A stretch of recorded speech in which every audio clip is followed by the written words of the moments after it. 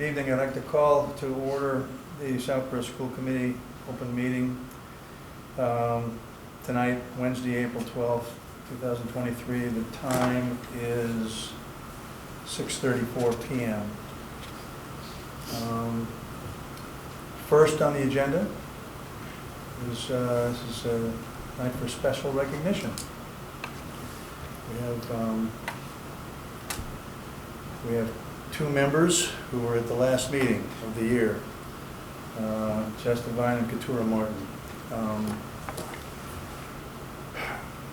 So maybe I'll go a little bit in reverse order, Jess. Cannot thank you enough for being willing to step in and fill Kim's seat. I know that you had to think about it a bit, and it was wonderful to have somebody that could just hit the ground running. That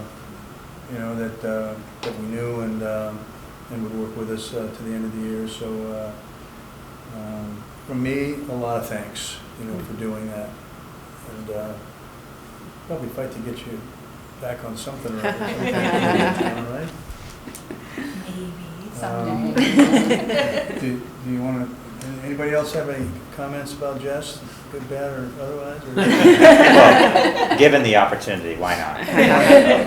So just also want to echo Roger's remarks and thank you for your continued public service and really appreciate the continuity you brought in a very challenging time. And I always have respected you greatly in terms of your advocacy for students and knowledge of education and the importance this role has in terms of making a difference. I would encourage you to run in the future. Maybe the regional committee, I don't know. And then we have a small plant as a token of our appreciation. You know me well. Yes. Hopefully you like plants. Yeah, we're hoping you like plants. How did you guess that I like plants? Well, we took a risk. We took a risk, but again, thank you. And I'm sure there'll be other opportunities for us to work together and partner. So, but thank you very much. Greatly appreciated. It was nice to be back. Yeah, I kind of think in segments. I never think, in one long thought. But the fact you came in with experience and and some expertise from the past, I think made a big difference. It really did. It was very nice to fill out the committee with you. Yeah, I'll just add to that, Roger.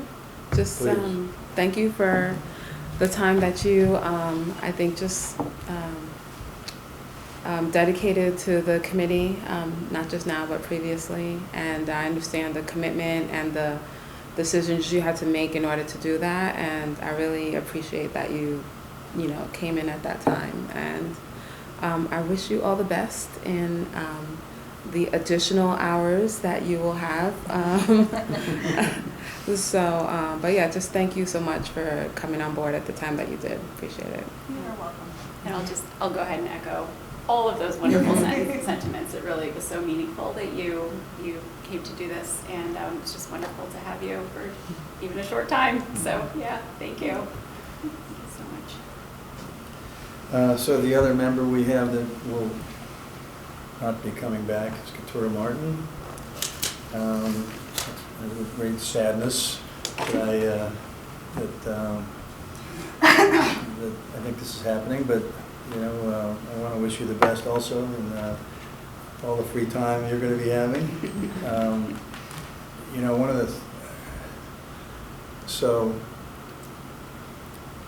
One of the difficulties for me was trying to just meet the standards you set as chair, because you were really the chair before I was. And Ray kept reminding me of this. Katura used to do it this way. He said, well, why don't you hit the bar as high as Katura said? Very funny. And I tried for 3 years, right? I mean, I just tried for 1 year and never quite made it, but I think I got closer and closer. You were always so responsive for issues that I had, thoughtful, willing to serve on some difficult, time-consuming committees that the feedback that I got back was that you made a big difference on them. So the committee will miss you, and I think the town's going to miss your participation on the committee also, quite frankly, for the schools. So good luck, and I'm sorry to see you go, but Thank you. I'll think of something else in a little bit. Okay. Thank you. I'll just reflect on, I remember before I met you in person, I met you on the phone because I knew that there was someone else interested in running for the school committee. So we kind of had a conversation, and I remember leaving that conversation and saying, wow, she's really passionate about this. So why don't you go ahead and run? I remember that, yeah. And this would be something that I take on in the future. And indeed I did, Yeah. right? But Yeah. while you were on the board, I felt very confident that some of these topics that I felt highly about, you were also driving. So I haven't forgotten that. And I know that even though you're not going to be part of the board anymore, your service and interactions with the schools are going to continue because of how dedicated you are as a parent. And yeah, I look forward to seeing you in a different capacity other than just on the board. Yeah, I thought of something to add. Okay. I think it's pretty easy sometimes for all of us, you know, when we end up involved in making important decisions on certain things. But I think it's pretty easy to sometimes do a Me Too, you know, I mean, it's, if there's not kind of a contemporary thought about it. But more often than not, I think, Tura, I found that you, not the only one on the committee, but you never settled for the Me Too. You know, if it got down where there are 4 people, you know, okay, that you brought up something that we hadn't thought of, and that I hadn't even thought of thinking of, quite frankly. So I thought that was a huge benefit to the committee and to the schools. Like I said, you're not the only one, but that I noticed that, you know, often. Thank you. So on behalf of the district, you know, we have benefited greatly from your leadership. You've made a great impact to the students of Southborough in bettering their experience and their education. We have benefited from your expertise, your thoughtfulness, your reasonableness, your ability to think critically, and are very grateful. You know, you've contributed on many committees. You served as the chair. You've been very impactful in terms of the work around policy. You've helped us negotiate educator contracts. You've been instrumental in pushing our thinking around, you know, how can we improve the experience for students, thinking about world language and some of the other initiatives that you were really passionate about and pushed us to think about how we can make it happen. So we're going to miss you, but also understand that 6 years in public service is a long time. And you've led a very difficult time over those 6 years leading in a pandemic and staying with it. You could have easily said, this is not for me, someone else can take on this responsibility. I think you did the hard thing where you said, no, this is not the time for me to leave, and you stayed on 3 years. We can't thank you enough. I think the community owes you a debt of gratitude, and again, thank you. Thank you. And we have a couple By the way, Jen, as you probably figured out, this is our first agenda that I remember just really sort of saying goodbye to Jess and Katura.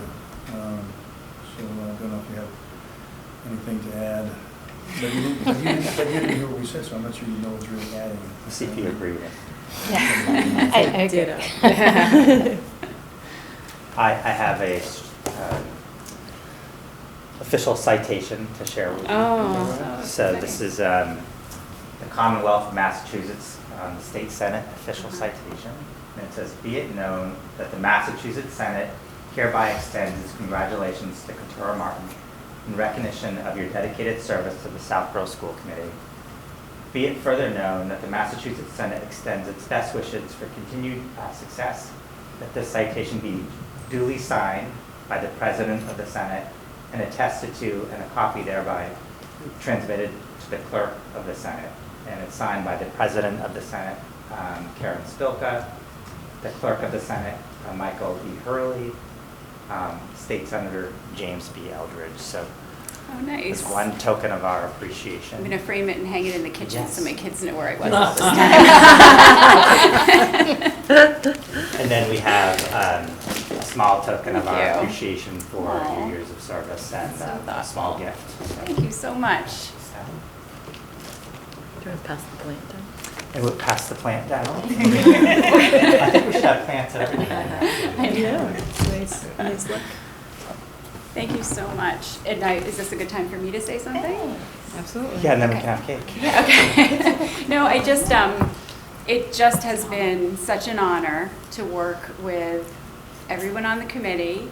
It's just been such a wonderful group of people to work with, and that doesn't always happen on every town committee in general in life. And, so I just have been so grateful to work with so many wonderful people, and it's been amazing to have this inside view into all of the incredible just knowledge and thoughtfulness and professionalism and everything that goes into giving our kids an amazing education. And it has really just been an honor to be a part of that. And it's been an eventful 6 years, and I won't be going anywhere. I'll show up for public comment sometimes, maybe chime in. I don't know, but 3 minutes. yeah.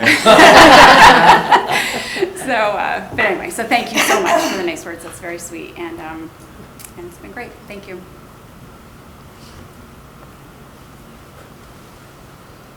Are we moving to the executive session part? So we do have cake. Or should we move to the cake first? Well, we could move Go into executive executive session, session. cut the cake, bring the cake into executive session. Be the But best the executive audience session ever. have Yeah. cake, and then be really efficient. Yeah. And when you come back with like frosting. Yeah. Sugar comas. Well, exactly, sugar comas, we'll wonder what happened in executive session. Yeah. Well, certainly Terry and Dave are invited to have a piece of cake, obviously.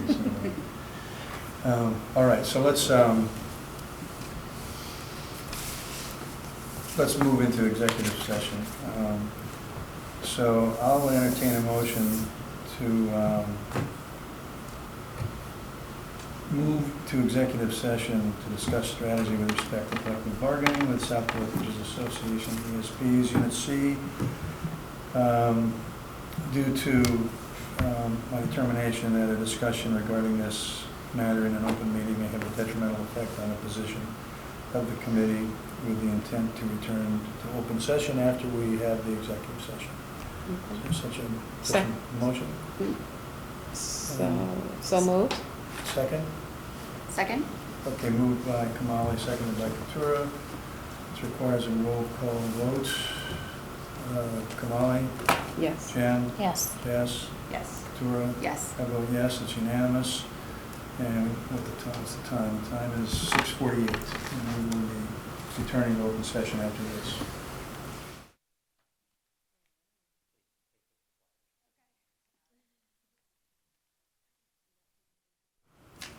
We're back in open session. First item on the agenda is public comment.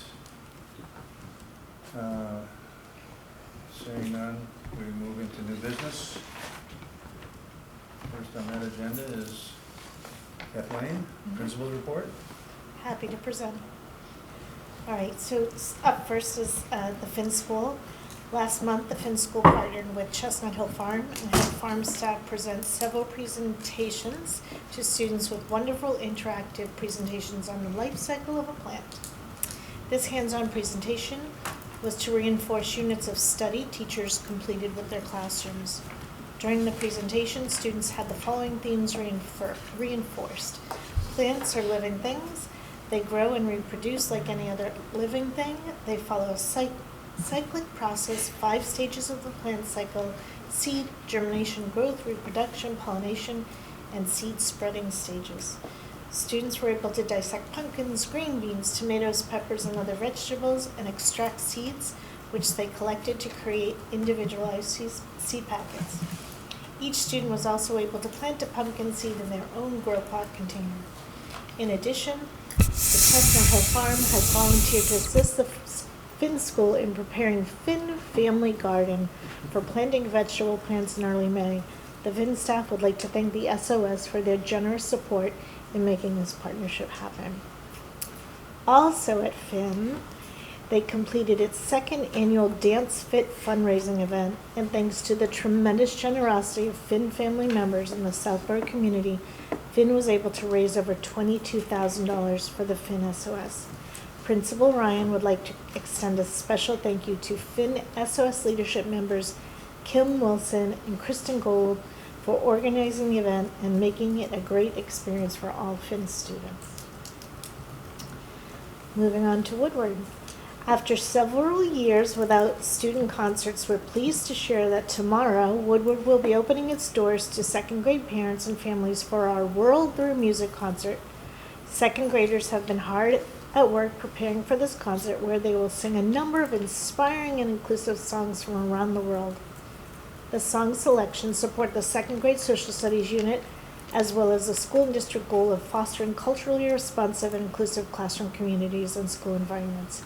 A very special thank you is in order to our music teacher, Joanne Gies, for leading this event. Also, we are excited to share that Woodward has been awarded a grant from the Southborough Community Fund for Walk and Talk recess bags. The grant will be used to curate alternate activities and resources for students to use while at recess. Many students struggle to participate in sports-themed recess activities for a number of reasons and have difficulty connecting with peers during these unstructured times. This grant will provide students with the opportunity to engage with others during outdoor recess with activities such as joke books, art supplies, multisensory puzzles, and brain teasers. These activities will promote conversations between students and will support our school and district goals by prioritizing social, emotional, and physical well-being of students. A very special thank you to our 3rd grade teachers, Nicole Kelleher, for writing the grant on behalf of the Woodward students. We also appreciate the continued support of the Southborough Community Fund for sponsoring another student-centered cause at the Woodward School. And on to Neary. The Neary SOS sponsored a visit from author Jarrett Lerner. He met with both our 4th grade and 5th grade students to share his writing process and how he writes and illustrates each book. He is a favorite author at the Neary School, and he's also a local author. He then engaged them in collaborative writing activity and left them with a task to finish the story. Again, as a local and highly sought-after author, it was fun to welcome into our learning community and have our students share their favorite books written by him. We also celebrated National SEL Day on March 16th, and teachers incorporated a variety of activities throughout the day, all aligned to the 5 CASEL competencies. Each day of the week, leading up to the 16th, student representatives shared about what each competency meant. Special thanks to our social-emotional learning leaders, Miriam Soldo and Joy Head, for leading this important day. Also, after a 3-year hiatus, we partnered with Jennifer Lipton O'Connor to bring back our Understanding Our Differences program, which is an interactive disability awareness curriculum that teaches students to see the whole person and better understand the disability. Students in both 4th and 5th grade learned about physical disabilities and dyslexia, a reading disability. There are plans to expand our programming in the coming years, and we're really glad to be able to bring it back to our students. And Trottier. On March 31st, we hosted our annual volleyball marathon. Our students played volleyball all day long, and over 200 students participated after school. SOS did an amazing job building incentives, advertising, and making registration seamless for families. As a result of all of these efforts, SOS raised just under $20,000. This money provided ongoing support for assemblies, field trips, and teacher professional development. As part of this day, we held the student-faculty volleyball game. The students were victorious, winning 2 games to 1 game. I'm happy to report that there were no faculty injuries, just some bruised egos. In March, we hosted our 3rd community conversation in recognition of Women's History Month. Our students and faculty engaged in conversation. I think he meant conversation. Yes. He's trying to trick me. Our students and faculty engaged in conversation about the progress women have made in the areas of education and explored the efforts to advance opportunities for women in STEM-based fields and careers. In addition, a group of 8th grade students from Mrs. Mahoney's leadership class developed a lesson to celebrate women's history to present to Mrs. Torio's 5th grade class. We are extremely proud of these ongoing efforts from our students and staff to celebrate these monthly recognitions. Any questions? Questions? A comment? Comments? Questions or comments? Excuse me, questions or comments? So on the NARI update, you left out one thing. So I would say one observation that I saw from you, Kathleen, was an email sent in the app recognizing that Ramadan was being recognized this month, and that for any children that were observing and had any concerns, that this is where they could come during the time instead of being in the cafeteria.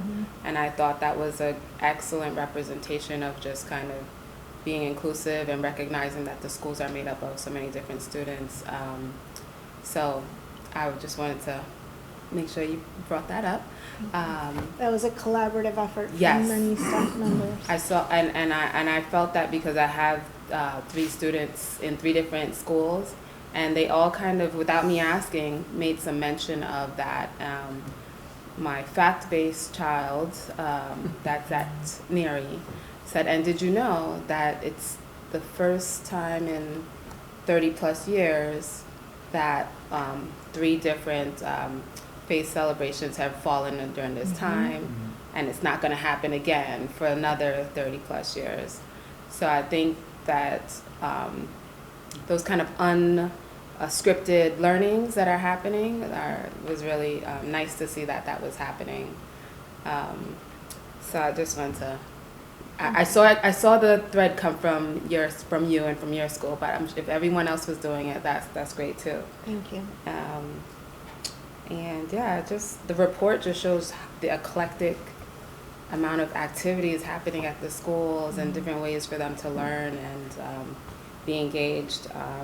So I could say more about each of them. I heard about the volleyball. I have a participant in that. The understanding our differences, the Fin Dance-a-thon, I heard the it was Fun great. Fit, yes. If there's ever going to be a fundraiser, I think that's the way to go. There's a lot of excitement there.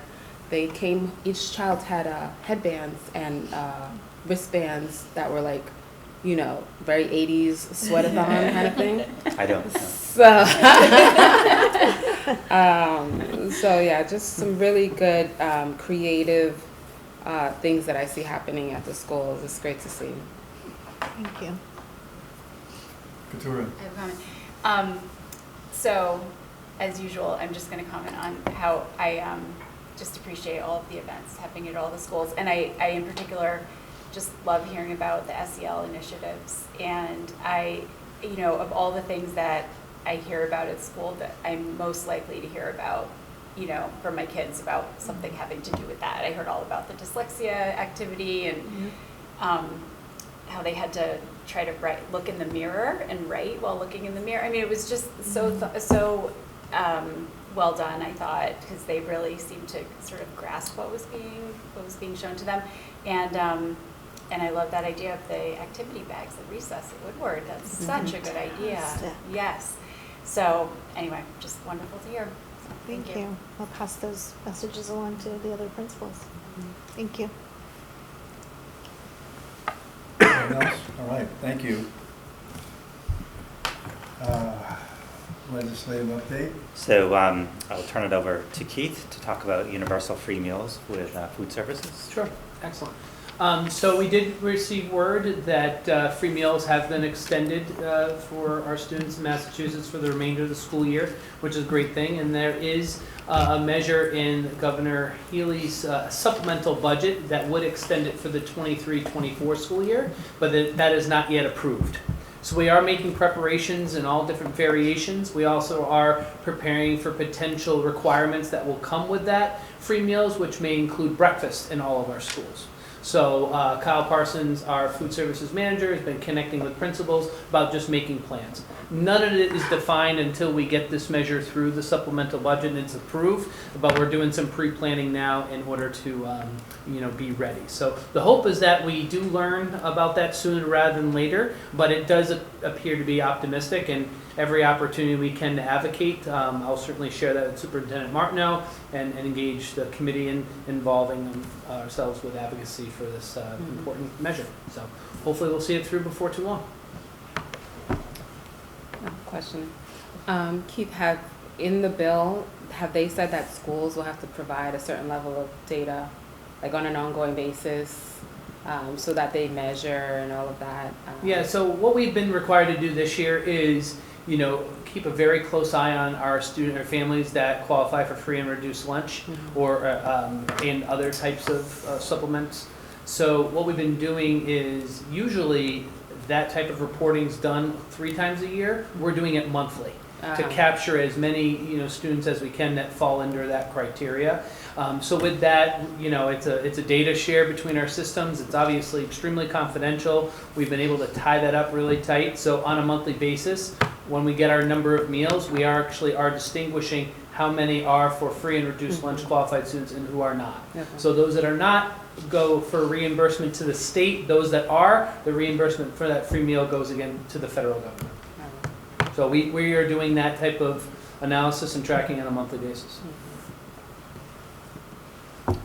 The second legislative update is that remote public meetings have been extended for another 2 years, so to March 31st, 2025. So it allows the school committee an opportunity, if it wishes, to have remote public meetings in the future for the next 2 years. And those are the 2 legislative updates for this evening. Does it make any, I'm not sure I can do a quick summary. We attended that, you and I attended that webinar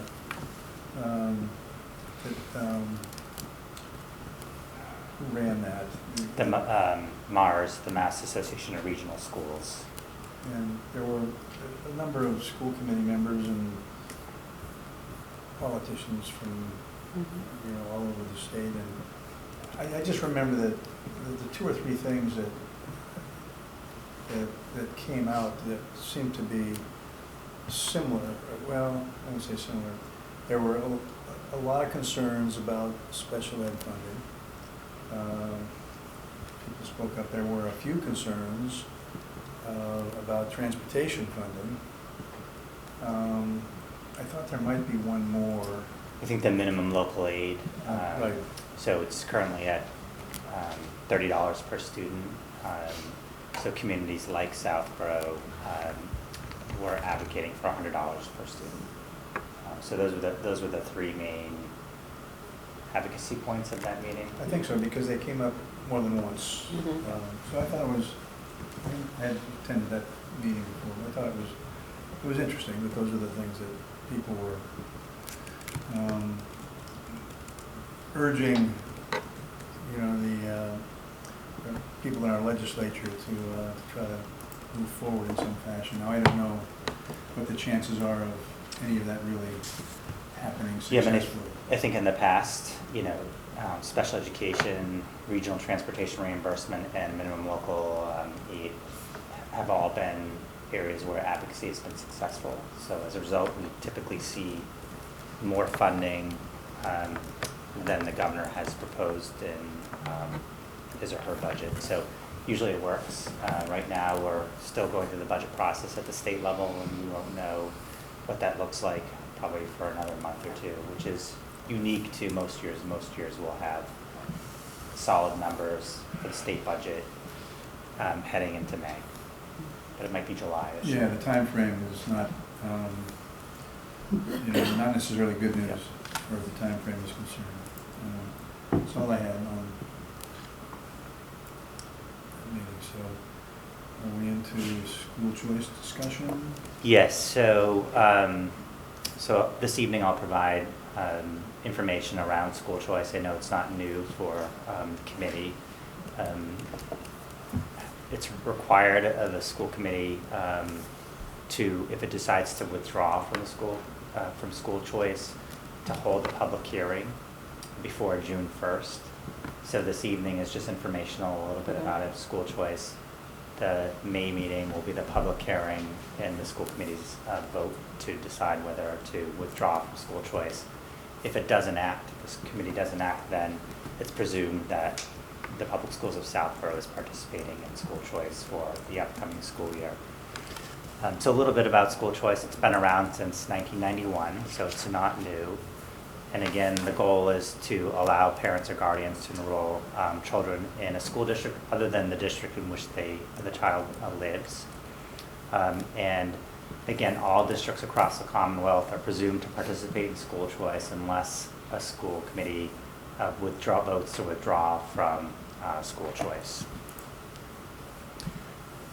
A school committee can only withdraw after it holds a public hearing. So at the May meeting, there will be a public hearing where people can ask questions before the school committee makes a decision. And if a school district does take on school choice students, if a student from another community does attend the Southborough Public Schools, the reimbursement rate at the state level is $5,000. And the per pupil expenditure for the Southborough Public Schools in FY21 was $20,276. So there's a significant difference in the reimbursement rate we receive for receiving a student compared to what it actually costs to educate a student. School committees may decide on specific grade levels, so there might be an opportunity where there's low enrollment in a specific grade, and the school committee can say, we want to have school choice in grade 2, and we want 5 seats for students to be able to apply for. And then obviously when accepting students, it's the non-discrimination policy and it's by lottery. So if there are more students than seats, then it's a random lottery. So there's again a fair opportunity for anyone who applies. So advantages, in my opinion, is that for many school districts where funding is a challenge, it's an opportunity to generate revenue. For school districts that are experiencing declining enrollment, it's an opportunity to increase enrollment. And I think an advantage is it's a year-to-year decision, so the school committee can decide next year to participate and the year after not. However, once you accept a student in school choice, that student has the right to complete their education in Southborough through grade 8. So if you accept a kindergartner, then that student has a right to progress through our educational system. I think the disadvantage is that the FY 2021 per pupil expenditure is far greater than the reimbursement rate. Acceptance is by lottery, so you could accept students with significant needs, whether it's social, emotional, or academic. And once a student is accepted, the student remains through grade 8. So again, that student would become part of our system. And again, if a student requires significant resources, then it's a commitment of the community. And I think for those reasons, and for the reason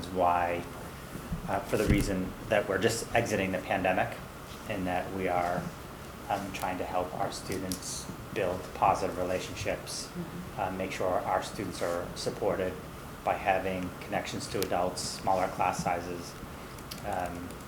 My recommendation to the committee is to withdraw from school choice. And I'd be happy to answer any questions. Questions? What happens to transportation for a child who's accepted? The transportation is a responsibility of the parent. So we would not be responsible for transporting a student, for example, from Framingham to Yeah. Southborough. Thank you. And is there any, I think I ask this every year, but is there, are we able to set a limit on, you said we could say what grade, right? But only this volume of students or not? You can? You can accept 10 students, you could accept 1 student. Okay. There's a lot of flexibility on the parameters the school committee can set. The irony here is, the cost of reimbursement for educating a child, but then in the legislation, we're just arguing for an additional $30, to go from 30 to 100, and there's a lot of pushback there when we know how much it actually costs for per pupil. So I think that's interesting.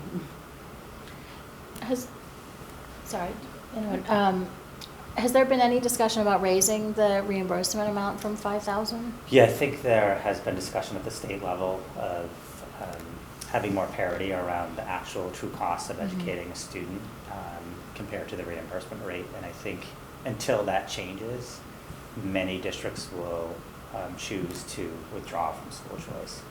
And only schools that have to rely on school choice as a funding mechanism will actually not withdraw. So just, I think it's a conversation that's happened at the state level, but no movement has been made at this point.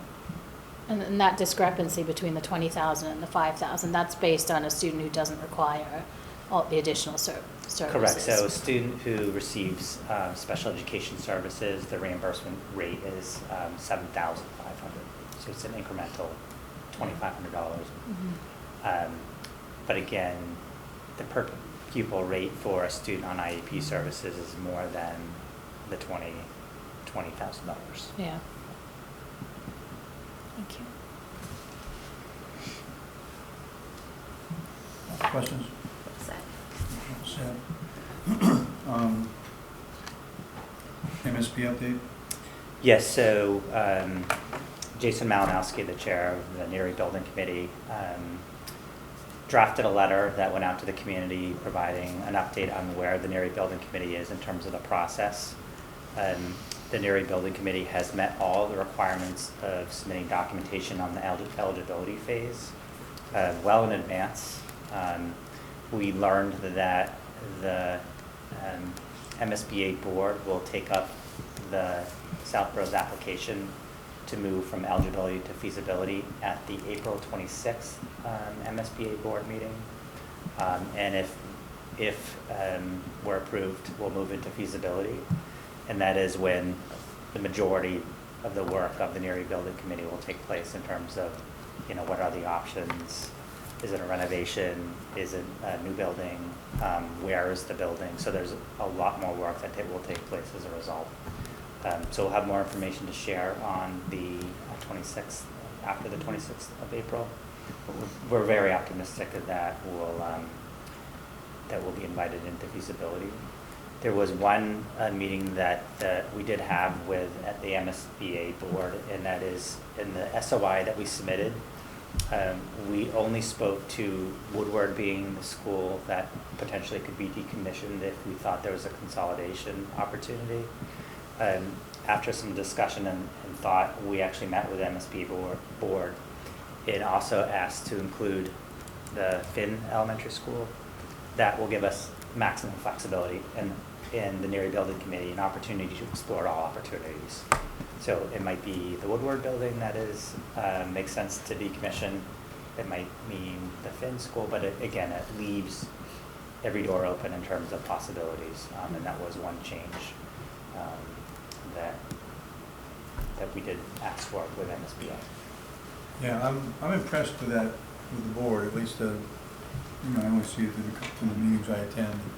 I'm impressed with how capable they are, how sharp they are. They were, I think if one or two of them, I got the feeling, was wondering why we hadn't included Finn as an option to decommission, because it really, yes, it had a I won't say facelift, but it had some, it was improved, but the basic, the underlying building is, I guess, the second oldest, right? So Yes. Neary being the oldest and Finn being next. Woodward's almost, well, certainly much newer, so they were pleased that we wanted to add that, at least as far as a possibility.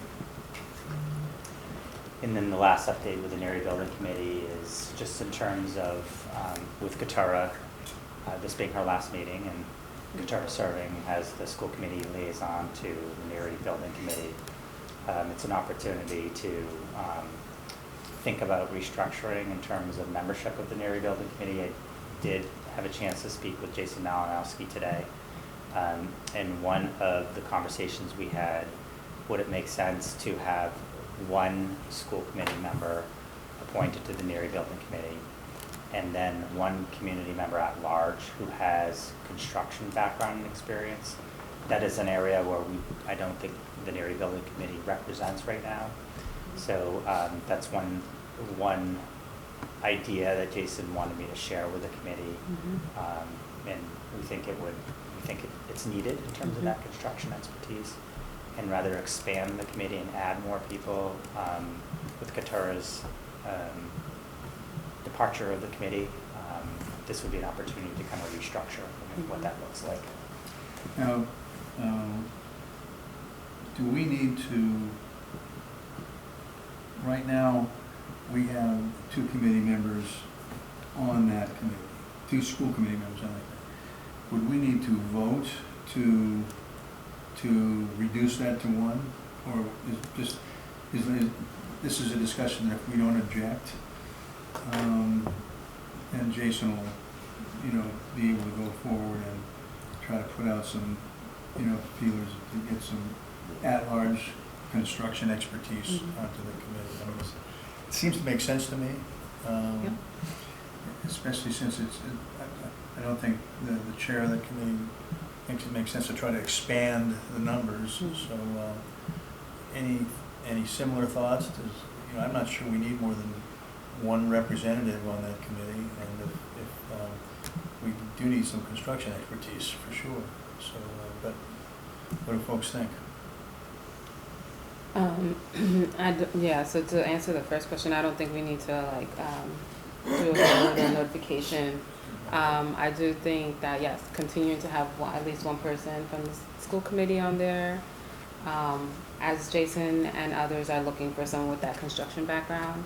Hopefully they get interest of 2 or 3 people that they can choose from, because variety always helps. And the other thing, is there a time box frame where feasibility is only lasts for X amount of time? Is it feasibility must be complete in 12 months, 18 months, 9 months? So there is a time frame in which Okay. it needs to be completed. It's about a year and a half process. Okay. And again, that could be accelerated, or it can be a longer period of time. Okay. And if what the Neary Building Committee has put together so far as their proposal or their plan that they submitted, where can people find that? So the statement of interest that we submitted, I believe, is on the school committee. I'm not sure. It might have been, was it present at the town hall? It must be Yeah, I'll have to look. Mhm. I'll try to make it more prevalent where it's available. But I think the grade configuration study, enrollment studies, and potentially the SOI, I'll have to look, is available on the Southborough School Committee webpage. Okay. But I'll confirm in the morning. Okay. Yeah, as you can imagine, right, there's quite a bit of interest on the Neary building and what we decide to do with that. So yeah, wherever we can put that people can easily access it, it'll eliminate some of the questions and add more transparency. But yeah. Yeah. For what it's worth, the retiring member. I know. Yeah. And can you tell us, The committee. what was the The committee like and who should join? Yeah. No, I'm thinking about the current composition of the committee, and I think that's a really good call, would be to have somebody with construction background, because it's a very diverse, knowledgeable group in different areas, but that's totally true. And I think it's been fine up until this point, because it's been basically putting in information about, the district as it is, but moving into assuming we move forward into a building phase. And I mean, Jason brings some really good experience having worked on the public safety building committee, but I think that would be a great addition, yeah. I think two things will happen. It will allow Jason to advertise for Right. this, Yeah. this open at-large position. Yeah. And then secondly, we will need to reach out to MSBA and communicate the makeup of the Neary Building Committee. So, that would include one less school committee member and one Hopefully one. increased community at-large position. So I think that the message to Jason is that we concur with, his thinking on this, that not to grow the committee, but have the committee include one school committee member and one construction, I guess a person with construction expertise and background, as opposed to the two, right? Yes, I'm sorry. Can I just make a Please. suggestion that, do you want to have an alternate, a school committee member alternate? Just because if you only have one school committee member, if that person misses, if you're like really having meetings going into the nitty gritty of everything, just a thought, because I think somebody from the school committee really should be there. And so with two members, you have a good likelihood of having somebody there, but maybe have a backup. Does that make sense? I mean, logically it makes sense. I don't know what Yeah, we can find out what logistically we can do that from the I don't know. MSBA Yeah. perspective. I'll also add that the school committee, even though you might not be formally on the Neary Building Committee, you will be playing an active role in getting updates and reports on the progress, as well as there'll be a lot of community forums and conversations that I'm sure the committee will be part of in the future. I have a question. So we don't have to vote on reducing, right? But I thought I remember at some point that we got voted in at some, so I'm wondering if we switch who the member is. It's been very challenging for me to make these meetings. So would that require a vote? Yes, so the select board, I believe, is the They did, appointing yeah. board, so I think that they also will have, after the election, some new select board members. And Lisa, the current select board member who serves on the committee, will need to find an addition. So there'll probably be a voting opportunity for the newest members. Great, thank you. Yeah, so to try to vote on something, and the committee's going to be 40% different, Right, starting with the next meeting. So Okay. that's what it is. thank you.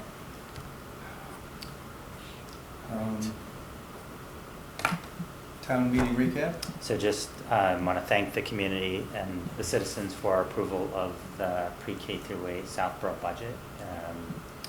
As a school system and as a school district, we feel very supported by the citizens, the town government, and feel very fortunate and feel that we have a fiscally responsible and educationally sound approved budget that will help us provide students with outstanding learning experiences as we look ahead to next year. I'd also like to just comment on the meeting. This is a year that a lot of fiscal tension, if you will, in town as far as budgets and taxes, and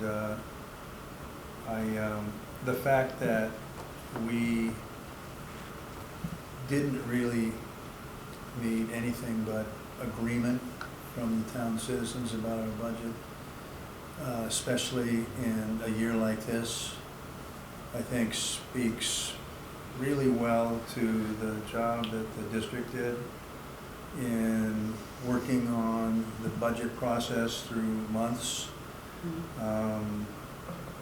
Certainly Becky, I think I'm going to be careful because I'm going to run out of people to, I'm gonna leave somebody out, but certainly Becky leading the charge, you know, and I don't know, Greg, if you'd like to mention anybody else in particular, because there was a lot of work done, I mean, from everyone, right? Principals, you know, district staff, I mean, there was a lot of heavy lifting to get through where we started to a point that that it really seems very feasible to operate the school district and still literally have, I think, the kind of confidence from the citizens in the town, not only in the committee, but also in the district.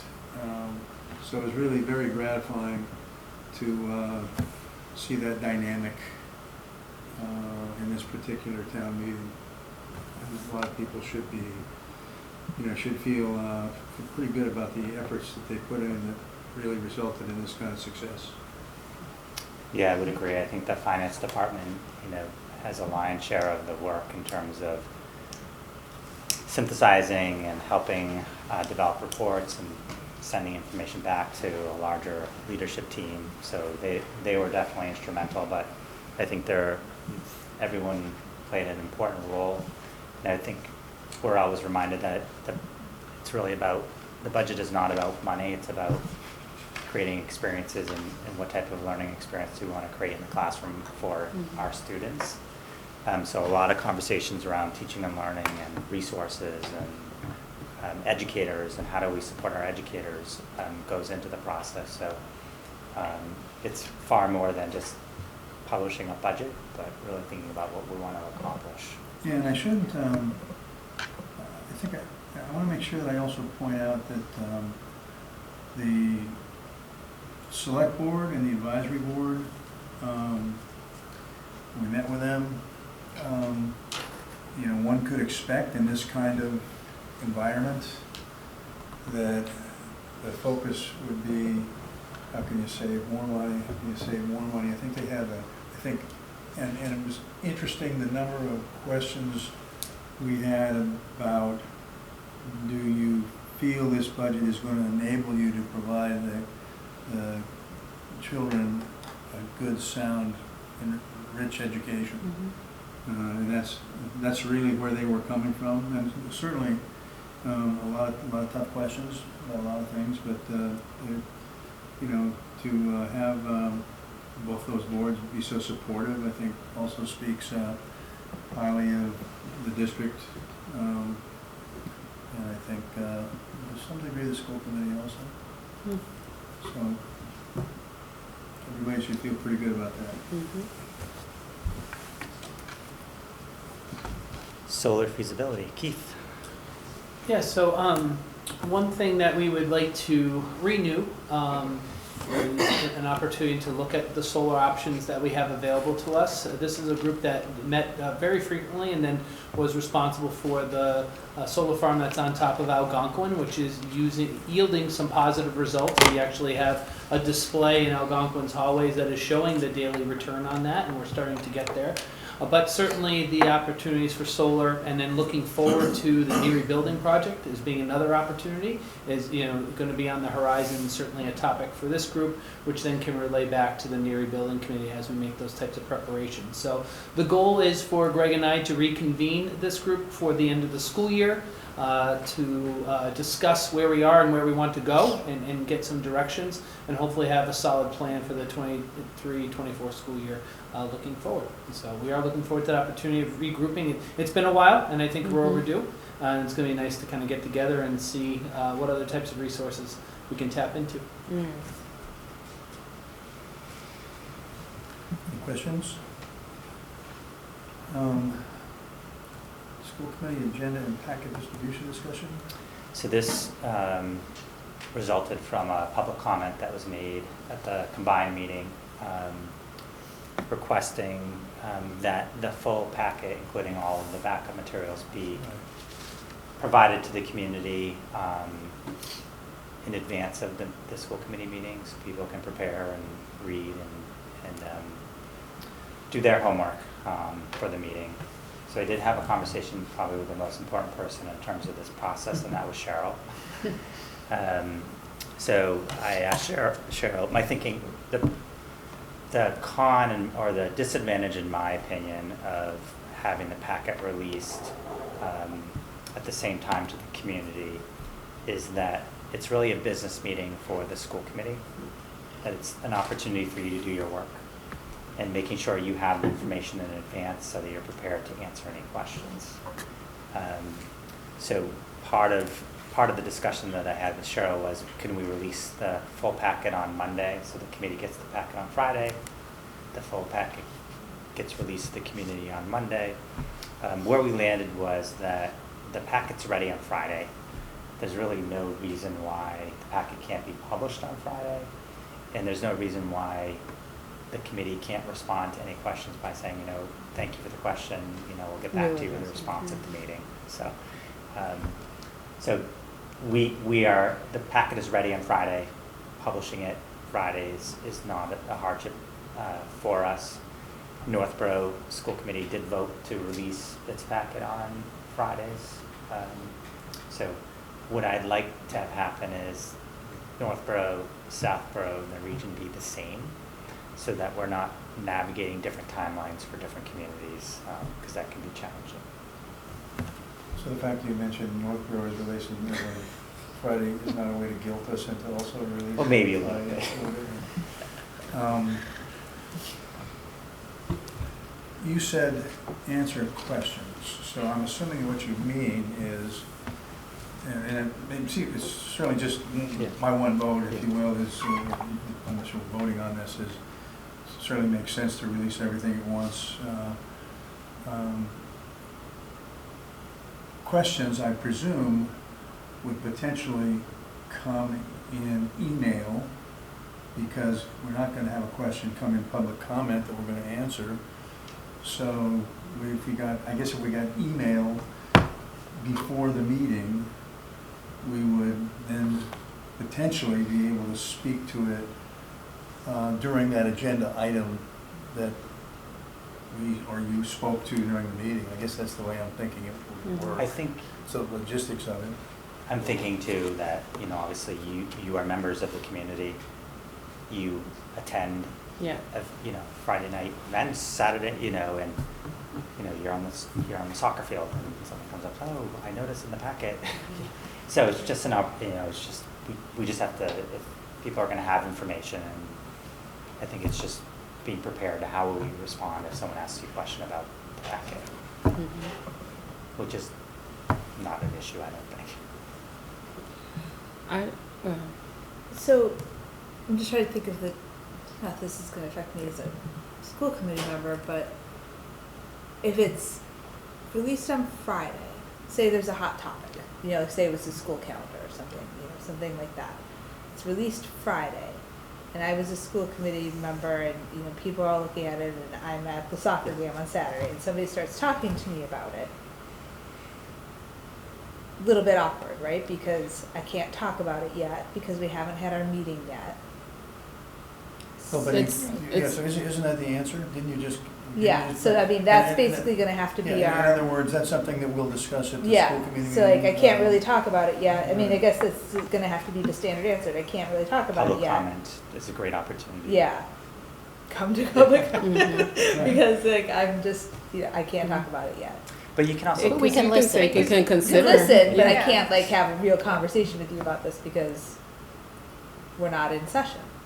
Well, you can talk to members of the public. Yeah. You could talk to Yeah. them.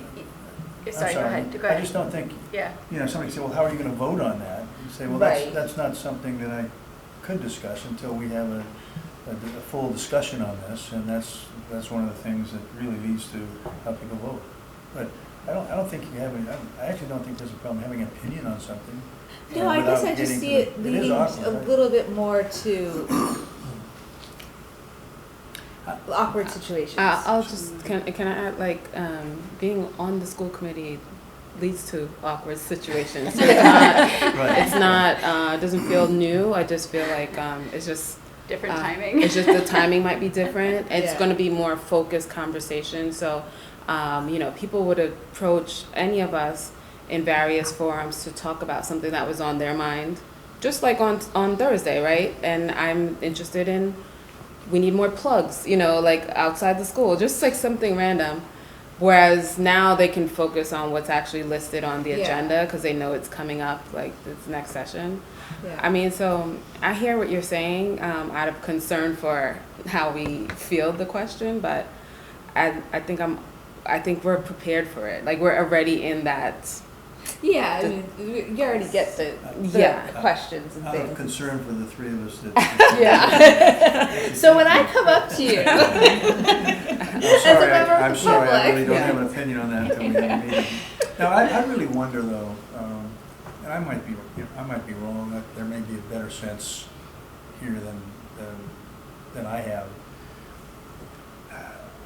I'm not sure that this is really going to generate a lot of extra discussion amongst, kind of soccer game to school committee folks, just because, we published the packet.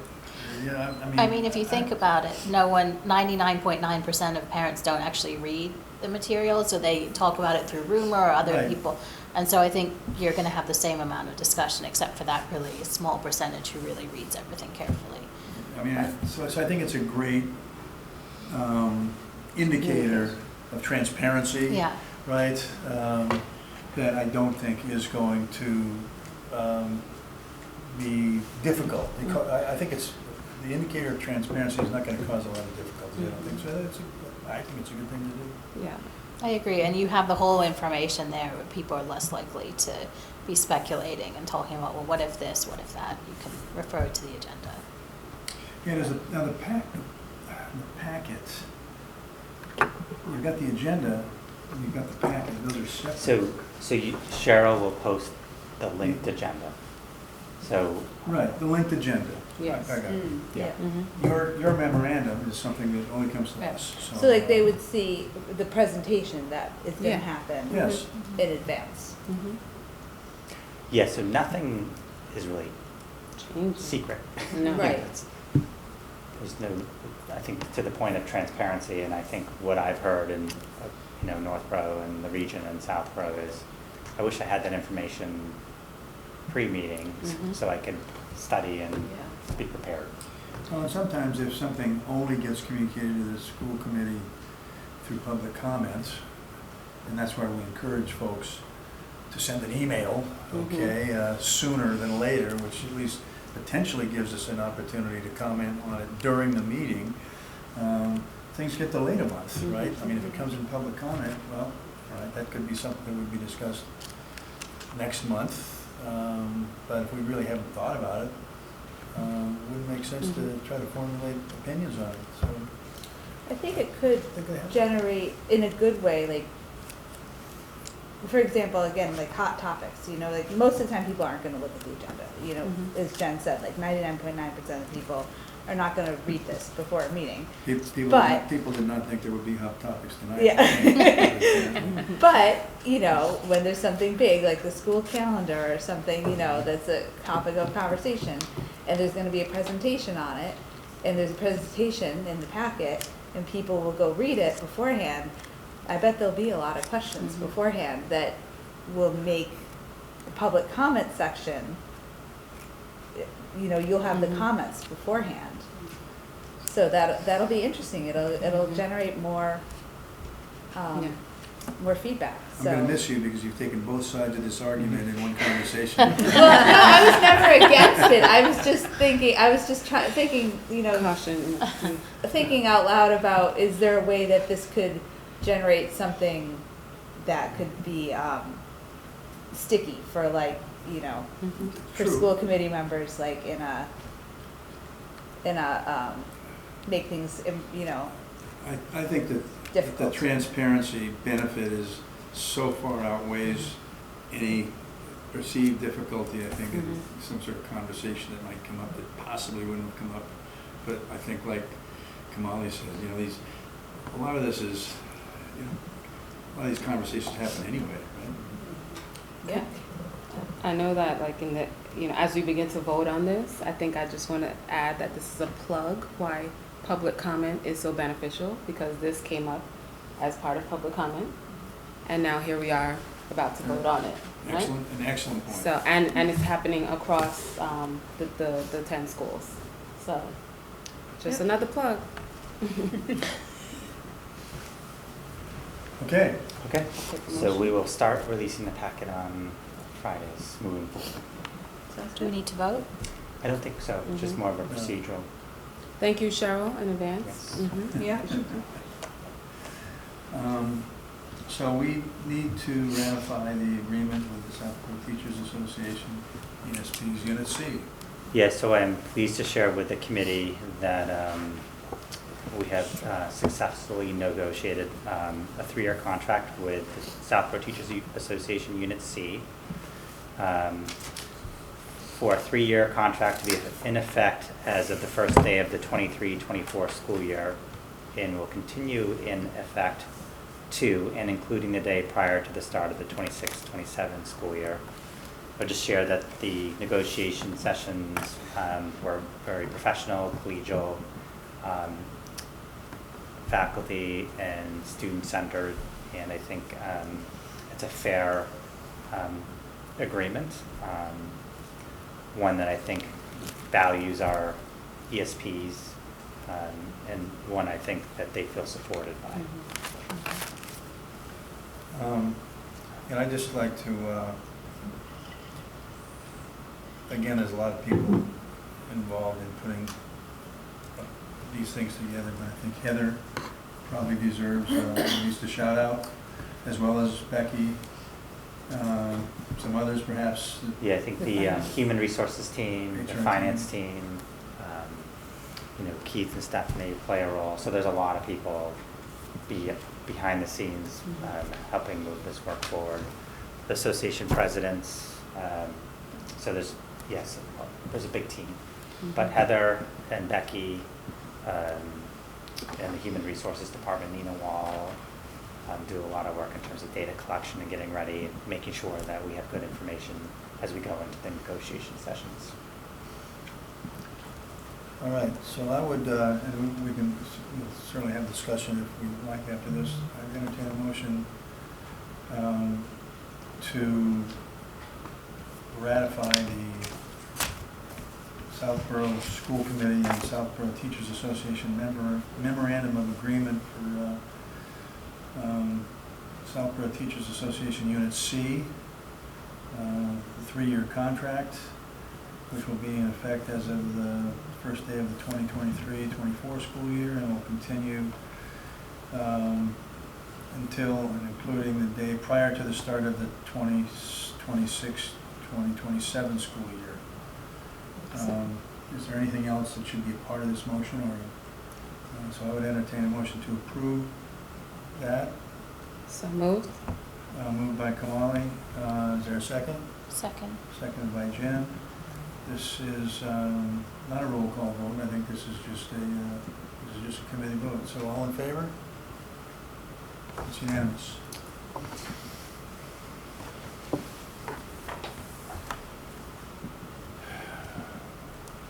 Okay. I noticed. Now you haven't offered Kathleen a chance to. No, but there's a reason. But there's a reason. She's staying for the world language update. Because I was looking at this and I'm sort of saying, okay, all right, No, I'd We like didn't to forget stay about through her. the world language, all right, okay. and then I can go, So we're there. if it's the will of the committee. We're there into old business, world language update. Do you want to leave before or after the world? I know, now that we're starting. So, All right. so Dr. Reinhorn and Principal Valente will provide an update of where we are and where we're headed. Okay. So a brief update. I feel badly for anyone moving. There are only a few slides, which I think are going to come up. But it really is very little on the slides. So we'll see if they don't come up. We'll just talk.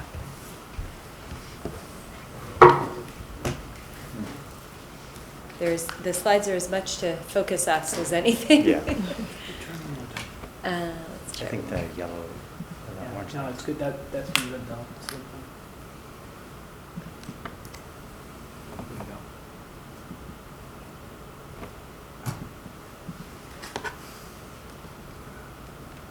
Suspense. All right, well, we're fine without it.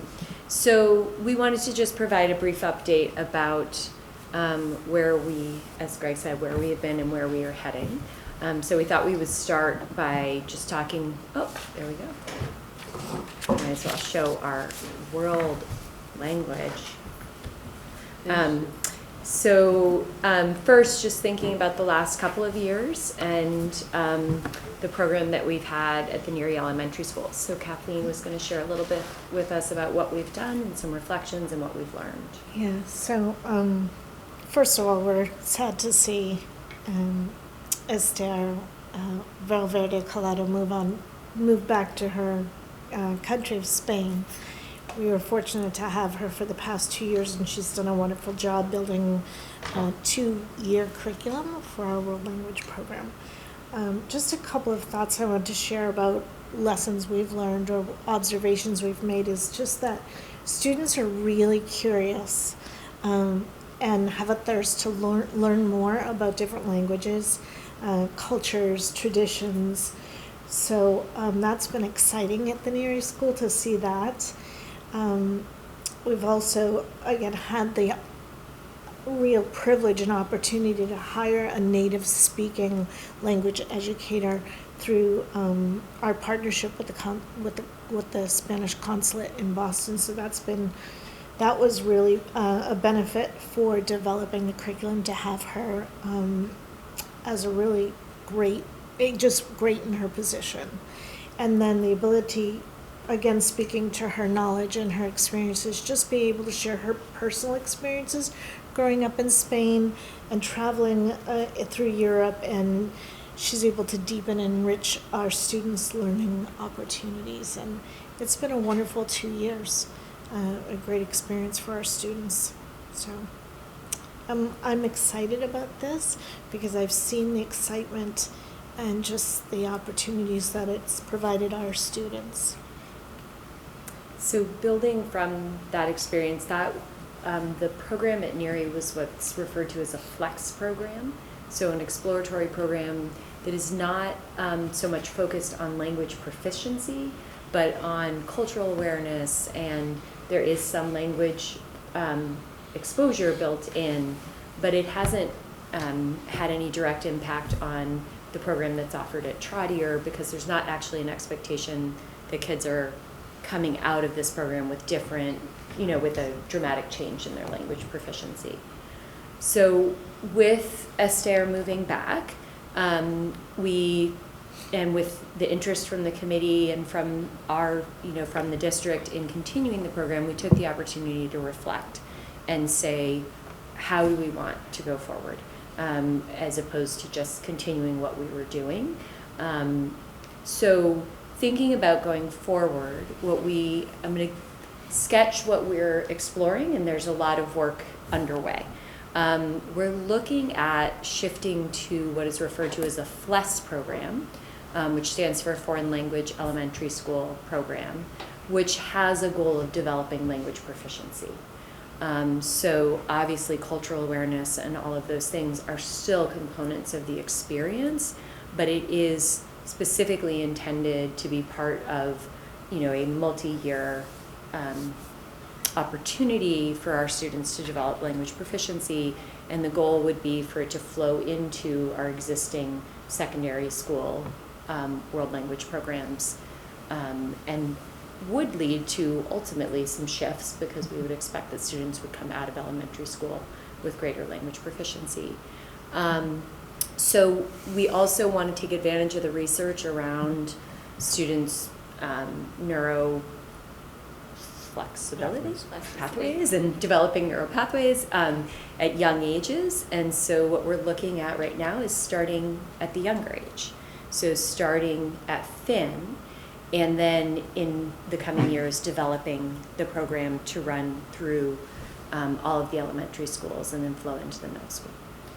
We have already started talking to other towns that have FLES programs, continuing to gather more information and do the research in that respect, and then collaborating across all of the schools K-8, and we'll be pulling teachers into the conversation at this point, so that we can really collaborate with our educators in thinking about sort of how we move this forward, not only in the coming year, but over time.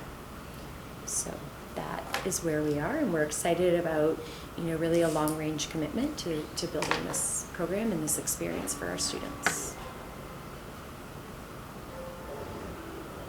And we're happy to answer questions. Go ahead. Roger, Couture. No? Couture.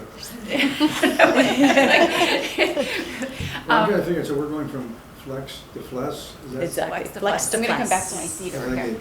I like to track the acronym correctly. Okay. So this is very exciting, I think. And I'm going to indulge in a reflection since it's my last meeting. So I remember when I first came on the committee and I had a meeting with Christine Johnson, sort of an orientation meeting. And I remember saying, when was the last time we looked at like world language in K-5? And she's like, I don't know. And so, and I just, to see sort of how far this has come and to have this have happened in 4th and 5th, and now this opportunity to sort of restructure and have some real experience in seeing how it would work in the district and coming up with a new program, I think is very exciting. Are you anticipating being able to have something in place this fall, or, okay? Yes. So, yeah, okay, all right, that's very, and so one of the barriers I remember, and I think I asked about this a meeting or two ago, was finding the time during the day to implement it with the FLES program. And so is that, what do you think of as the sort of the way to make it work? I think there's a few different things, and that is where we really need to collaborate with our educators. Mm-hmm. And that's why we're at the point now where we're saying, okay, we need to get some representatives from the teachers who are going to help us think about that. But one of the things we've heard from other towns is sometimes shorter amounts of time but with greater frequency can be important. And another thing that other towns have talked to us about is thinking about opportunities for sort of integration, whether it's meaning like, can you be sort of accomplishing some of your SEL goals as you're teaching language, or things like that is another way that other towns have thought about that. But we've been starting to really, that is one of the challenges. Yeah. People, time is precious, and there's a lot of competing things. But we have some ideas, and we really want to pull educators into the conversation on that. That's great. Yeah. So, thank you for that update. Sure. That's great. I don't know how to contain myself. I'm so happy to hear this. I don't know if I should cheer or clap, both, but I just think it's such great progress, and I'm glad that I was here to, see it implemented. And the story of, we try something, learn from it, get the best practices, reflect, implement it, and listen to the students and the community and the teachers, and just be progressive and take that step forward. So I commend you, Stephanie, and to all the administrators that said, yeah, no, this is the year, let's try it and see what's gonna happen. Listening to my middle schooler and fourth grader, when you ask them, if you just survey any of the students about school, what do you like about school? What class do you enjoy? They're going to tell you they enjoy their language courses, not just for the language skill that they learn out of it, but all the other factors. So imagine hearing that from K through 5 students. It's going to be such a positive win for us. And yeah, I mean, we're one of the best districts, I feel, and the numbers show it. And to just now have this offering as well, it really matches what we should be doing. So I'm really happy about this. Great news. Great news. So I'm super excited about this because this is something, Couture, this has been Couture's baby, but I've been so interested in this all along and watching it happen. And so am I understanding this right? So the kids are going to be kindergartners, we'll start with some sort of language. So, and you're picturing these kindergartners going through 5th grade, having language every year. That's amazing. Like, Yeah. this is really big Yeah. news. Like that our incoming kindergartners are going to be our first class to have language every year from kindergarten through 8th grade, through 12th grade. Yep, it That's is. amazing. It is exciting. I That's mean, a we're huge working. thing. Yeah, we're working through. We have several sort of possible models, and there's probably more that will be as we start pulling educators into a committee and a conversation of how to build this over time, right? So we have to think about the budgetary implications. So we budgeted for this. This is not new in our budget. We're just shifting the program and evolving it. But to build it, we're going to have to make the future budgetary commitment to that. And then there's the time and the sort of scheduling implications and all those things we're going to need to work out. There are some districts that would say we're going to start K to 5 all at once. That's not what we're going to do. We're going to build it over time. And so we don't have the exact progression because there are multiple options for how to do that. And we'll have to develop the curriculum, but we're excited. Yeah, It is, that's great news. it is Do great. you have any idea of if it's going to be like a combination of like French and Spanish, or if it's going to be focused on one, or any So feeling of that? it's a good question. One of the challenges of a world language program in elementary is hiring, and obviously if you try to do 2 languages, either you're trying to hire one person that can do 2, or you're talking about a much bigger budgetary impact if you're going to have 2 languages. So those are things that we're considering and looking at. Very much thinking about the implications for Trottier and for the programs that exist, and how do we maintain, as we head to Trottier and then on to the high school, how do we maintain all of the options and strengthen those options? So we're looking at kind of what the considerations are there. So That's I would nice. expect one language at elementary, but we're going to talk it all through. Yeah. I'll just add what everyone else has said. This is very exciting. I think, and we know that the earlier kids start learning language, the easier and more fluent they can become. So I think it's great news that we're pushing it up earlier. And for my daughter, who just, so I'm bilingual. My daughter is not, but she's learning Spanish. And so her and her friends, the excitement, like the singing, the language stuff that they're just getting now, pushing it even earlier, I think is gonna be great because they also love it. That's great. So thank you to the committee for such support, because it is exciting, and your commitment has helped to get us to this commitment to develop it. So, thank you. Great stuff, it really is. I say we adjourn. I'm sorry. Let's end on that I note. know, at the very least, we should let Principal Valente adjourn. I've got important. We could adjourn I'll vicariously adjourn through. For you. Okay. Thank you. Thank you. Thank you. Thank you, Kathleen. Thank you. Both. Thank you. By the way, I'm just curious, do you or any of the principals ever feel guilty by leaving us? I don't- The superintendent's report? I reflect on it in the car. Mostly I feel gratitude, Well played. Very well but I enjoy my time with all of you. Thank you. Okay. Good night. All right, superintendent's report, Sure. So take it away.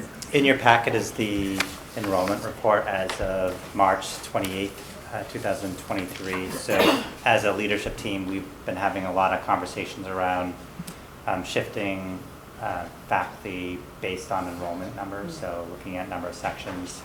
I will share that currently the K enrollment at 105 is less than we anticipated at this point in time. However, that number tends to be the most variable in terms of grade levels for enrollment. So we're keeping a close eye on it. We're having the conversations with faculty and staff who are impacted by either having to shift a grade level as we speak. So I think we're in a good place at this point in time. Also in your packet is the FY23 monthly general fund expenditure report. and I'm going to be channeling Rebecca Pellegrino this evening, who is in Italy this week. So the balance for the month ending March 31st was $61,866.21, or 0.28 remaining in the FY23 operating budget. In comparison to the same time last year, the FY22 operating budget had $231,504.08, or 1.07% remaining. I think the difference is that we've done a lot more encumbrances. We've encumbered money, for example, for the ELA curriculum. So that is what's impacting the bottom line. We feel at this point in time we are in a strong fiscal position to close out the FY23 budget as was planned. We continue to monitor costs, so substitute teachers, nurse substitutes, transportation, heating, and electricity are the line items that we're monitoring closely. And also, we have frozen the FY23 budget for purchases unless it's essential. And I think that at this point in time, the finance team is monitoring the budget very closely and preparing to close out the fiscal year 23 budget. So that is the FY23 monthly general fund expenditure report.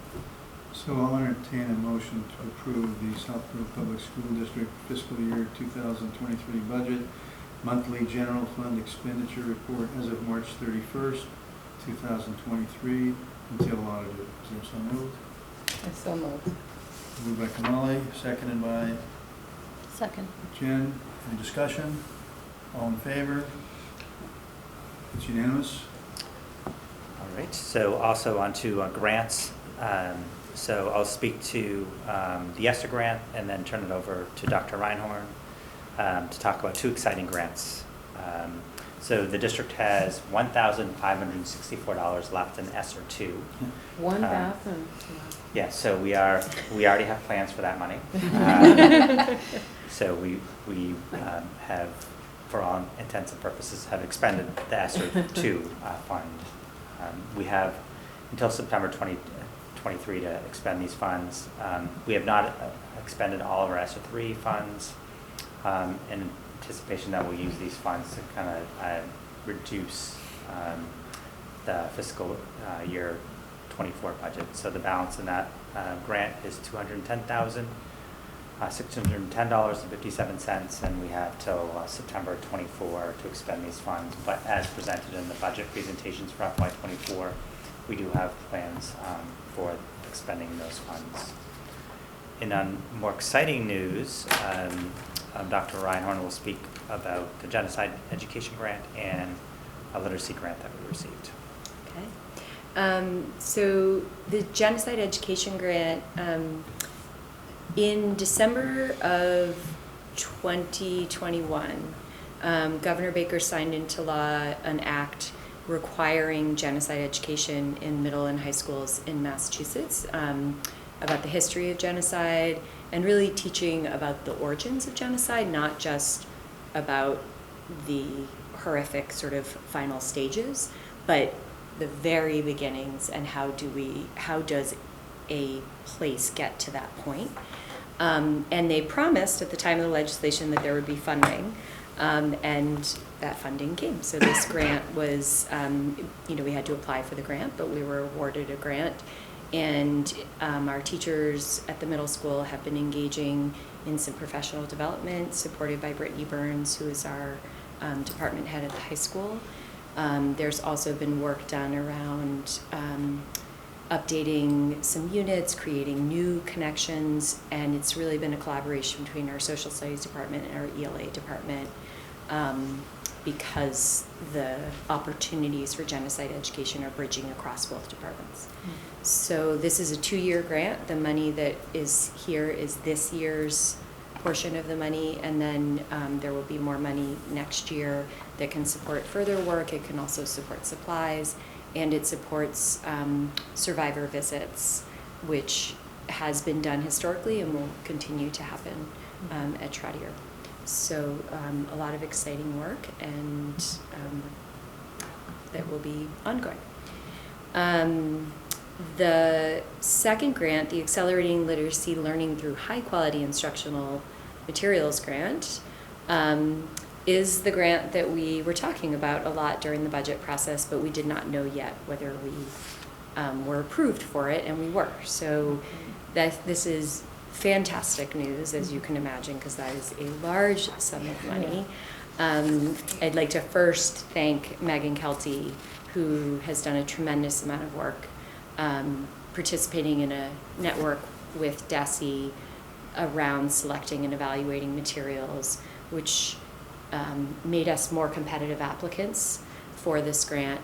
What this grant pays for is 50% of the materials that we will be purchasing for our ELA curriculum at the elementary level, and 100% of the PD that we can complete by June 30th of this year. So David and I were having a conversation before. We are working hard to figure out, we have May 9th, which no one ever thought we'd be so happy to have PD in May. It seemed like such an odd time for us to have PD, and it is actually working out very well for us.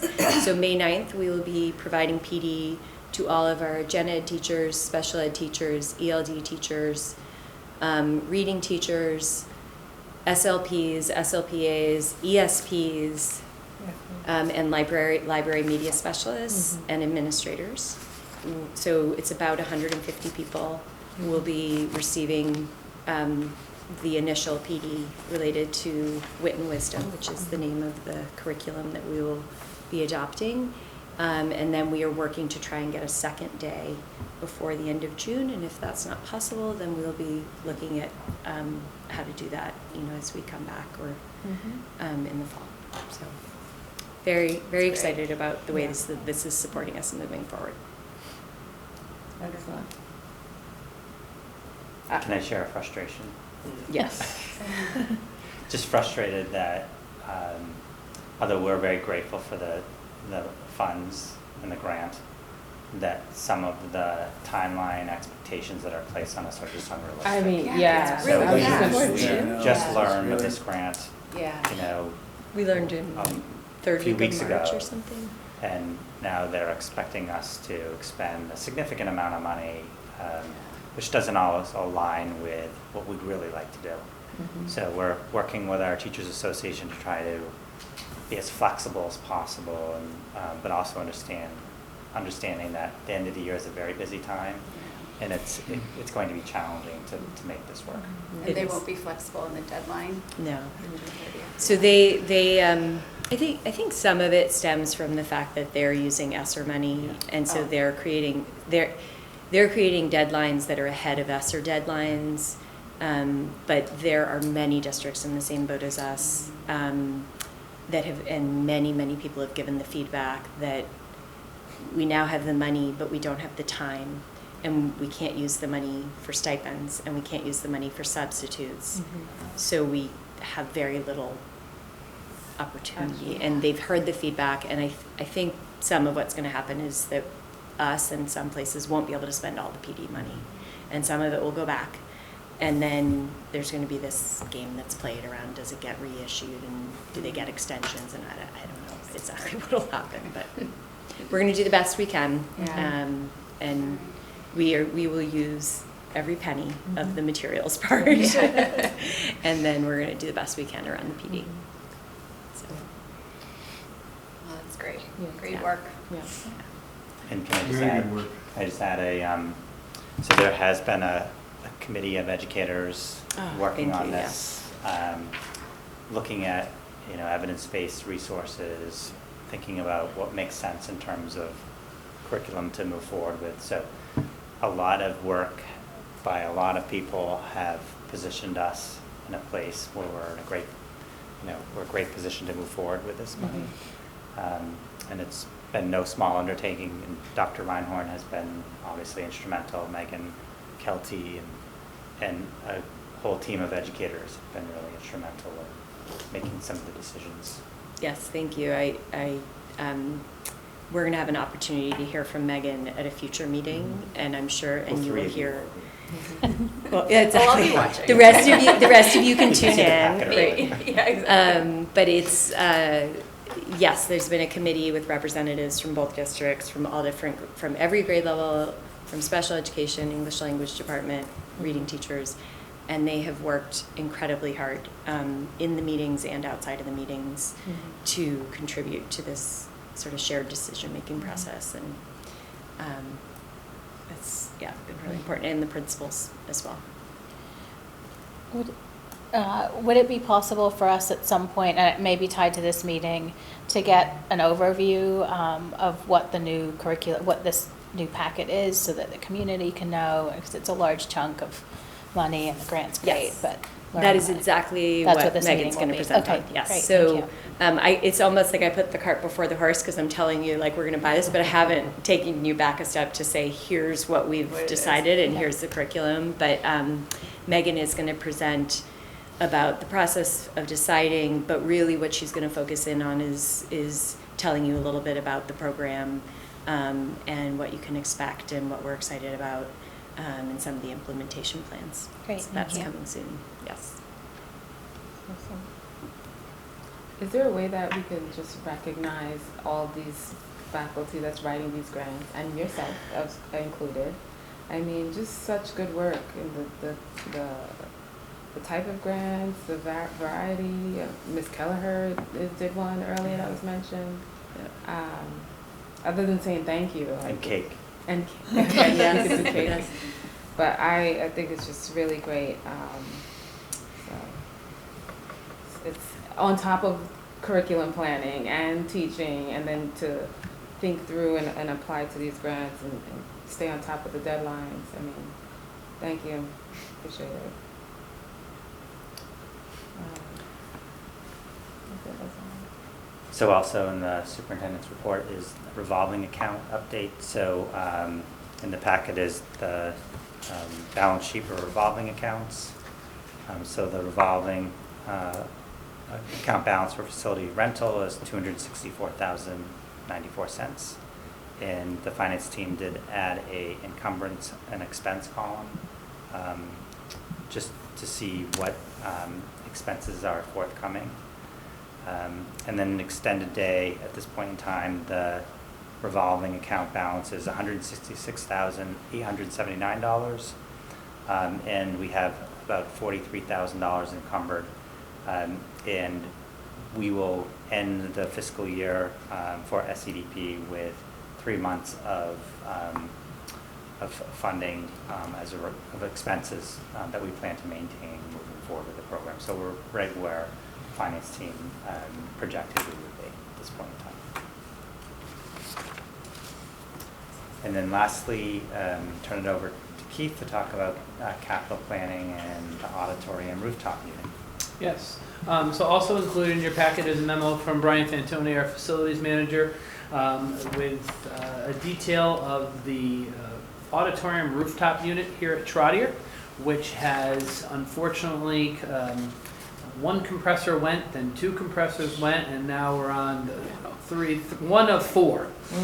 So it is on a bit of a thread. Thankfully, it is maintaining well. But we did share this as part of our capital planning earlier in the year, and then worked with the town's capital planning group as well. And fortunately, they approved some ARPA funding for us to get a replacement unit for the Trotter Auditorium, which is very exciting.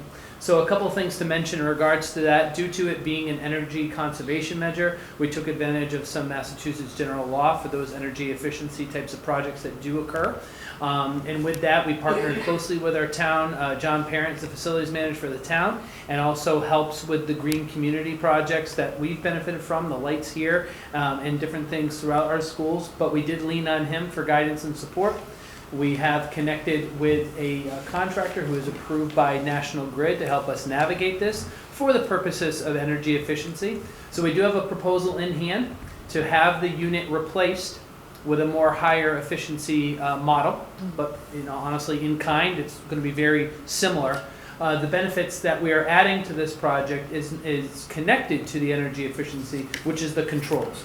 You can imagine a rooftop unit of that size can be an absolute energy suck, and when you walk into that room and there's no one in the auditorium and it's 60 degrees, we're obviously wasting energy and efficiency. So between the monitoring sensors that will be involved and other things that will be involved, we'll be regulating that unit to really maximize its health and its efficiency. So it's a genuine collaboration with the town. We do have a proposal in hand, and we're waiting for the ultimate, green light to go. And then the hope is that with the luck of a supply chain, it could be work that's completed this summer, if all goes well.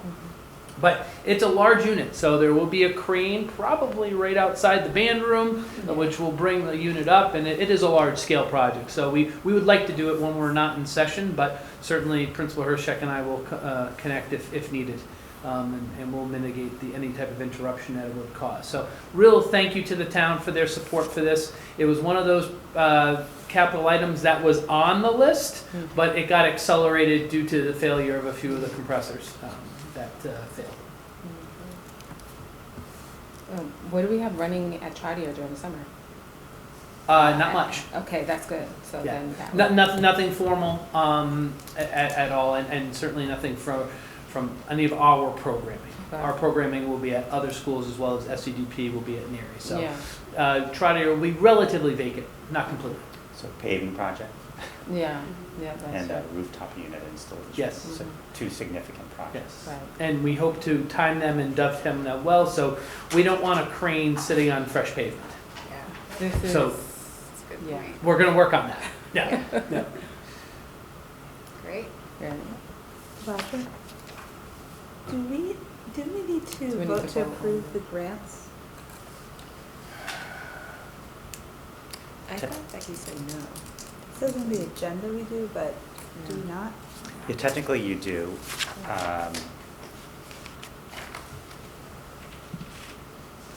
But I think what Becky has been doing is voting all the grants at one time, so all the federal grants. I don't think it hurts to vote. Well, the one I see, Never hurts to the vote. specific one is the Yeah. accelerated learning, Yeah. where the note says that we should Yeah. vote to approve that. I So suggest we really have 2 to approve, Yeah. right then? All right, so I think we can vote to approve these together. Thanks, Jess. All right, so I entertain a motion to approve the genocide education grant in the amount of $12,586 and the accelerated literacy learning through high quality instructional materials grant in the amount of $104,610. Is there a so moved? So moved. Moved by Kamali, seconded by, A second? all right, Jess. Any discussion?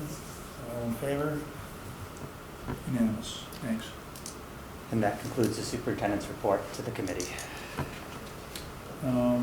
Educational policy, none at this time. Policy development, none at this time. Personnel items, it's in the packet, It's right? hard to believe there's no staff changes. Yeah. at this It time. really is. It's like, It doesn't happen often. No. is that first? I think it is a This time of first, year. actually. I don't recall ever seeing that. No. Yes. Me either. Or maybe the toner ran out. Yeah. Print the page. So there are no communications at this time. We've got two meetings to approve the minutes on. Let's see, we'll do these one at a time. I'd entertain a motion to approve the open meeting minutes of March 8th, 2023. Is there so moved? So moved. Moved by Kamali, seconded by Second. Katura. Discussion, all in favor? That's unanimous. Now, we also have to approve, and this is to retain in addition to approve the executive session minutes of March 8th, 2023. So is there a so moved? So moved. Moved by Kamali, is there a second? Second. Seconded by Jen. Discussion, all in favor? That's also unanimous. Bills and payrolls. Agenda items for next month. We have 3 on the list. Anybody have anybody they, Is the next one our last one before? well, so what New happens members. now is there's gonna be an there'll be an Yeah. election. So we then will have a meeting with 2 new Yep. members. And so maybe I jumped ahead, so what was the question then? And then do we have a June meeting? We do. Typically, yeah. We do have a June meeting. Because I was going to suggest, if possible, at some point, which it might make more sense for the June meeting, to have a summary, I guess, of the extended day process and how that's, because it was so controversial at the time, and it'd be nice to see kind of where we stand in terms of what it looks like and how satisfied parents are, et cetera. But that might make sense more for June. And then you could hear about what they're doing for the summer programming as well. We also have the ELA update from Megan Kelty. Yeah. That's In going to be May. in May. And a math update as well in May. I'm sorry, what you? Mathematics in May as Oh, well.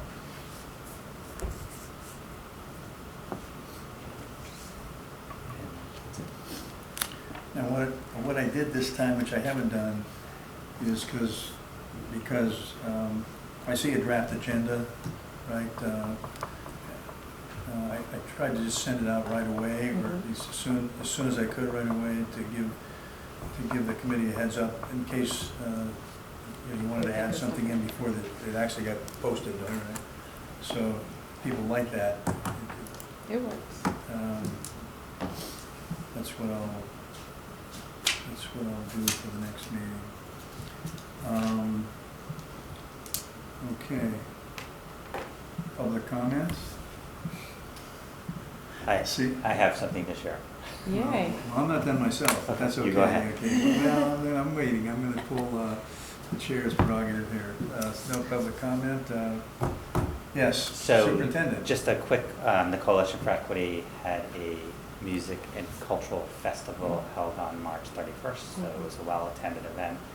There were all sorts of musical and performances, and it was a wonderful event offered by the Coalition. I know Kamali attended. And, Yeah, I can speak to that a little bit.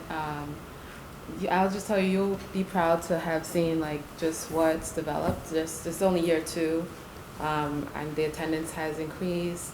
The variety of offerings and cultures that were showcased either through dance, musical instrument, or like spoken word was also there. And then our students that are part of the ELA program, are the MCs. So you get to see them kind of in a public speaking environment, leading us from they're interviewing, they do kind of a brief interview of the performer to say, can you tell us about what you're about to do, where you're from, and what this is the origin behind this. And so I think that just kind of builds confidence, shows them just how integral they are to the school community. And for those that want to just kind of participate, so there were high schoolers showcasing their art in the hallway. There are books, there's some sampling of food, there's some artwork on your hands, that's they use henna for that. So it just was a really good display, and if this is year 2, it can only get better. So you'd be proud of what's happening at that level. So there was a moment where myself and maybe a few others, we paused for a bit because the first time we attended that event, we had our other school committee member with us.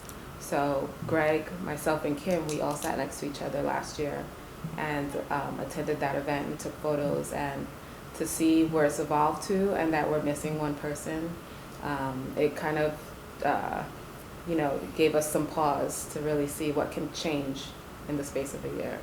So I'll say that. Yep. So thanks for mentioning that. Okay, so I think I'm about ready to ask for a motion to adjourn, but I'd just like to say a couple things.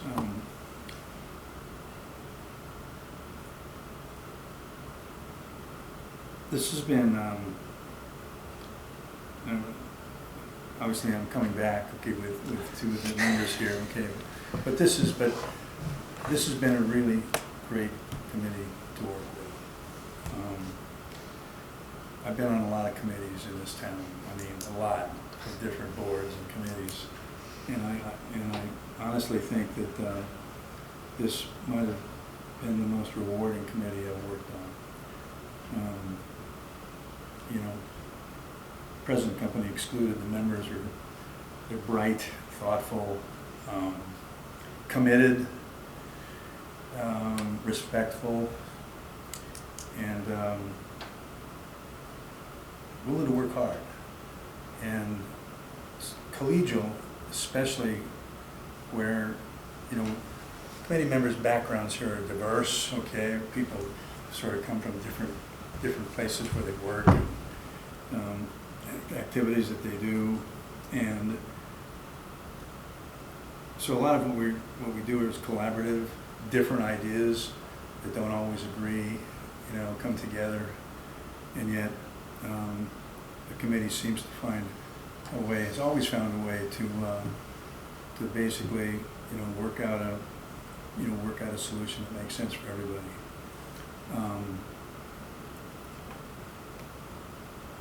It's been hard work.